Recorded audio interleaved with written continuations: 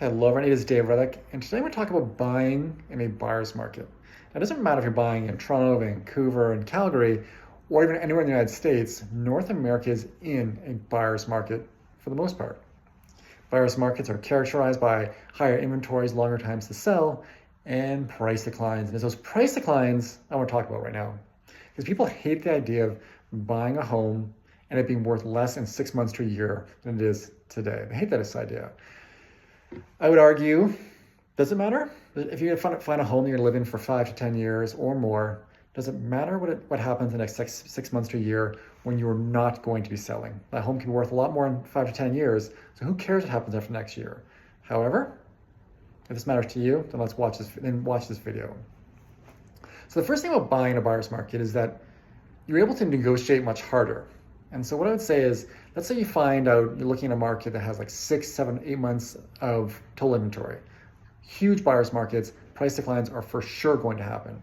You can go to sellers and negotiate hard. Try and get properties for 5, 10% less than they're currently worth.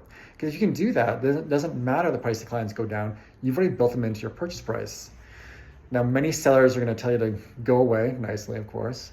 So you have to be prepared for that. And I don't like the idea of just throwing in lowball offers. Really kind of come with some information to the seller and say, here's why we're offering what we're going to offer.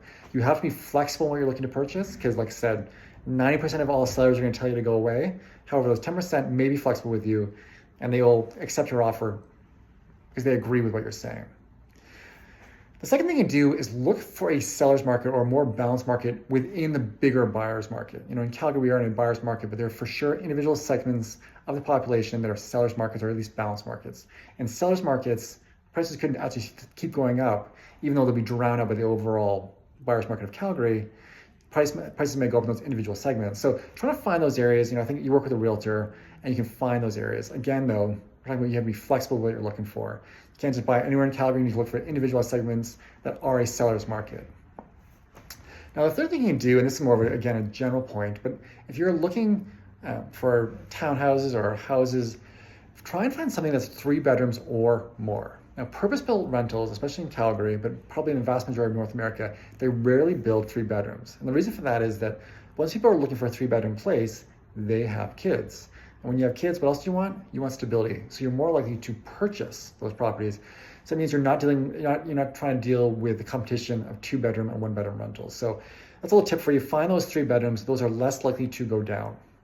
So if you have any questions on this one, feel free to reach out. Like I said to you at the very, very start, I really argue that it doesn't matter what happens in 6 months to a year after you purchase.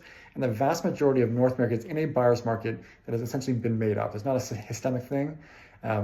Prices could start to go up by this time next year. They could last a little bit longer, but they're unlikely to go down for a long period of time. Something to consider. Like I said, any questions on this one, feel free to reach out. Talk to you all soon. Bye.